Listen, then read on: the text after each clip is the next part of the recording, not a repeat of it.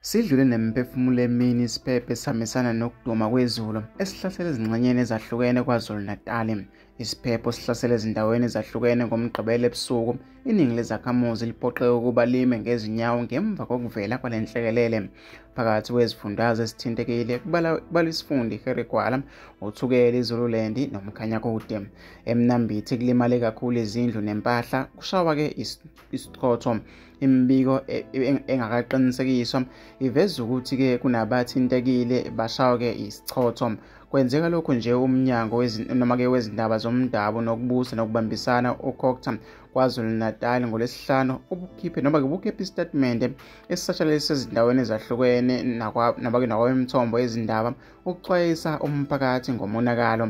Ngokombiko okhishiwe kuvela ukuthi eMtubatuba bekuhlasele ukuduma kwezulu okuhambisana nomoya obugijima ngesivinini esiphezulu okuholela ekutheni kudlule emhlabeni abantu abane kwaMyeki nakwaSomkhele. Ekhuluma-ke nephephandaba umnumzane Siyabonga Khumalo oyikhansela lendawo uthe kuseyinzima ukugagula umonakalo owenzekile. Uthe okuningi okwenzekile kubalwa-ke nokuwa kwemizi yamalungu omphakathi, ubalule nokuthi kunengxenye yezakhiwo ezithintekile.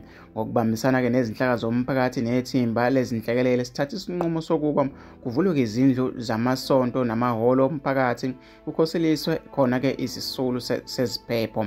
Umphakathi uyanxuswa ukuba-ke uhlale ngokuqaphela njengoba nanoma-ke namanje kuyabonakala ukuthi lesi simo kasikadlule. Lapha-ke eMtubatuba noma-ke sibalula nokuwa-ke kwezintambo zikagesi nokuthinteka-ke nezakhiwo zomphakathi okukhona kuzo-ke nesikole, kusho-ke umnumzane Khumalo.